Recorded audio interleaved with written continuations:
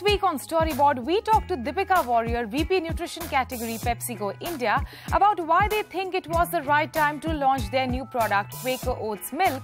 She also speaks about what was it like to co-create this product with former cricketer Sachin Tendulkar. We also catch up with Siddharth Banerjee, EVP Marketing Vodafone India, about featuring the much-loved couple Asha and Bala in their Vodafone Supernet 4G ad films and the impact of the campaign. And is India hooked on to 4G? Yes, it is on Idea 4G, says the cellular brand in their new campaign. Hello and welcome to Storyboard. This is Shibani Gharat. Although the dairy market in India has become increasingly competitive with the presence of both local and international players, value-added dairy is still an uncontested space, feels Deepika Warrier, VP Nutrition Category PepsiCo India. This was one of the reasons why PepsiCo thought it was the right time to launch Quaker Oats+Milk, a product they have co-created with former cricketer Sachin Tendulkar. Storyboard editor Anant Rangaswamy recently caught up with Deepika Warrior, VP Nutrition Category PepsiCo India, and spoke to her about the potential that her company sees in this space, how they developed such a product, and on what the communication will look like for this brand. Let's take a look at this conversation to find out.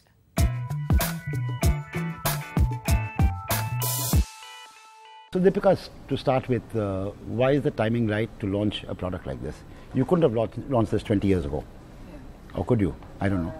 No, I don't know whether we probably could have 20 years ago, but you're right. The time is more right than ever. Right. And I think it's because of a couple of reasons. Okay, let's put it this way. I think the big shift that I'm seeing, at least in the marketplace, is young consumers getting more and more aware for the need for targeted nutrition, particularly in the morning space. So I think that's a big shift that we've seen. You use the phrase targeted nutrition. Yes. That's not what young kids say. What do they say? Good food, healthy food. What is it? They say customized for me. Okay. I want nutrition for me. Don't give me a don't give me a blanket product. Something that works for my generation or that works for my family. Give me something that's customized for my needs. My individual needs. And that's something that we're hearing more and more. So more personalization. Personalized not only for my needs in terms of life stage, my work stage of life as well, day of the week, my lifestyle, whether I've worked out in the morning or not.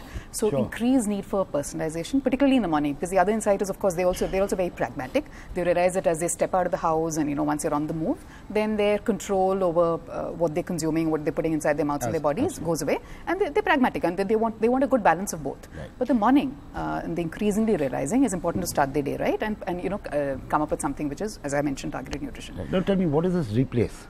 Or is this in addition to some other food or some other drink? What does this replace? So we've got this framework, and it's a new insights framework that we've got, which is actually proprietary to PepsiCo, that we've been working on. We call it demand spaces. And what we found is that what we do is we take a cohort, like an age cohort, or we take what they're consuming. So it's defined by context, where they are, who they're with, and age is actually secondary. What drives choice there. So if you look at, we defined a space called My Healthy Morning, which is the space that I'm talking about. Now, in this space, if you look at competition, firstly, there isn't much branded competition there. It's largely unpackaged. If you look at what's unpackaged, and consumers don't think of it as unpackaged and packaged. So if you look at what they're substituting, to your point, they're either substituting nothing or adding. They're either substituting nothing or adding adding a missed breakfast or a rush breakfast where they've grabbed something on the go. Or they're substituting something which is either homemade, like mom's made something for my dad's lunch and for me, and she's given me the same for breakfast. Or it's a glass of milk where I need to add a milk additive to it, which I find boring. And I used to have it as a kid, but I'm bored of having the same thing every day. They actually tell us that. So it's either something that's unpackaged, made at home by mom, or it's nothing at all. But I do feel the guilt as I'm stepping out of home without having anything. On some occasions, there could be a little bit of packaged juice, some flavored milk, happening there, tea, coffee, which really, I really don't subscribe to, because I'm not a big, when I mean this young millennial. It's something that I've just entered into.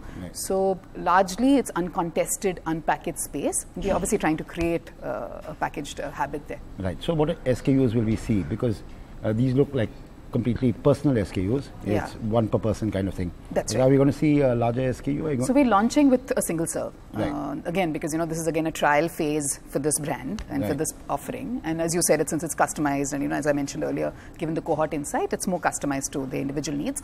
But as we see traction picking up, and as we see them investing more and more in this category and this brand, we could move to sizing it up. When it becomes a habit. When it becomes a little bit more of a habit, or Right. when it gets a little more frequency of consumption, say a couple of times a week instead of once, then we can start getting it in home, getting it stocked in the fridge. So but that comes a little later.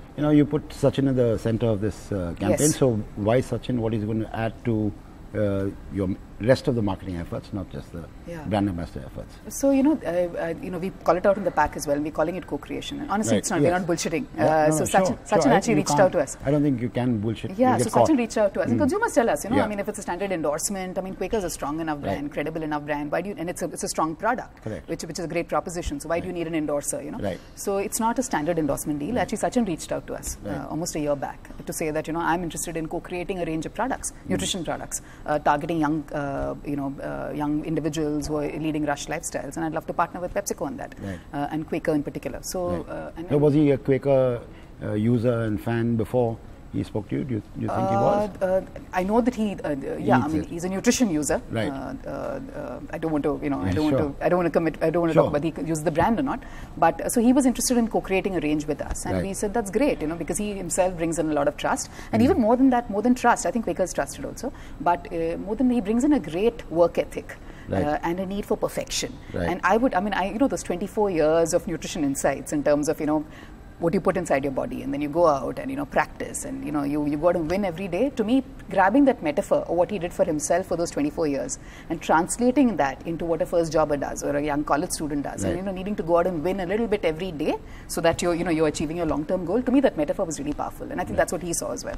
So it's truly a partnership. As in the last 1 year, he's been part of this journey in terms of providing us insights, tasting this product several times over, being very, very cautionary to us as well in terms of, for example, the amount of sugar that we put in or the kind of flavors, because he's very aware that, taste is an important driver to build sustained usage. So he's really been a co-creator and a partner in this whole process. So tell me how the communication will roll out. What all are we going to see?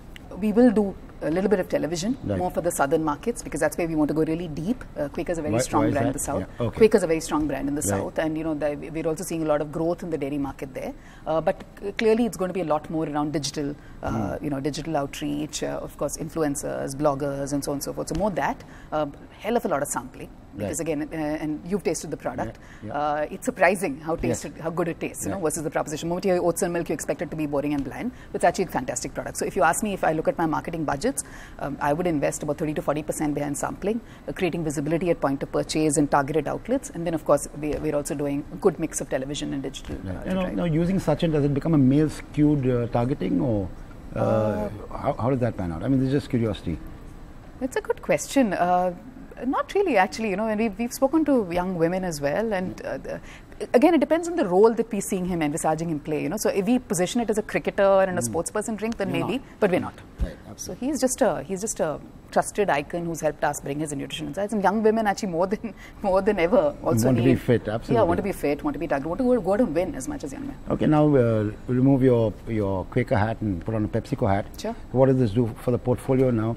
You've been fighting share of throat, and you've been looking at bits and bobs to increase that share of throat. So that's right. Where does this fit into your PepsiCo's larger scheme of things?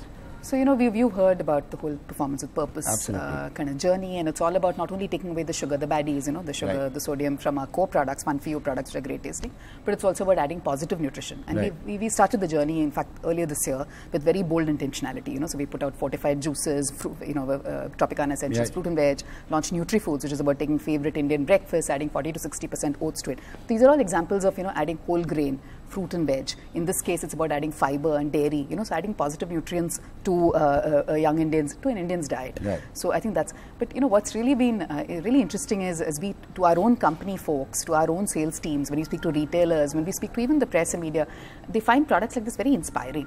So I think it's great. It's not only share of throat, but it really feels good when you're putting out something just so positive. Yeah. So finally, 1 year from now, if two of us had to chat, what would you like to tell me about the performance of this product? we've obviously got metrics, you know, Right, in terms absolutely. of what's kind of awareness and awareness to trial and repeat, etc. that we're trying to drive. But we're also being very cautious in terms of we want to nurture this product. Right. It's the first time that we're entering into dairy in India.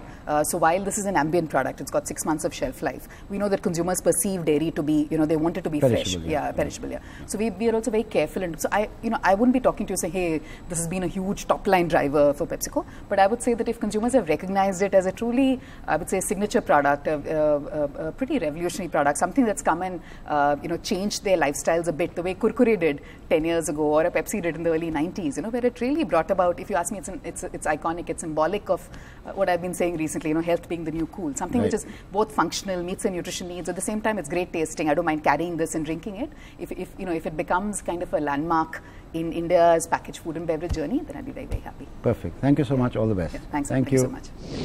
It is time for us to take a short break. When we return, we speak to Siddharth Banerjee, EVP Marketing Vodafone India, about their Vodafone Supernet 4G campaign featuring elderly couple Asha and Bala, and how did they spin magic for the brand. And another cellular brand idea is getting the country hooked on to 4G.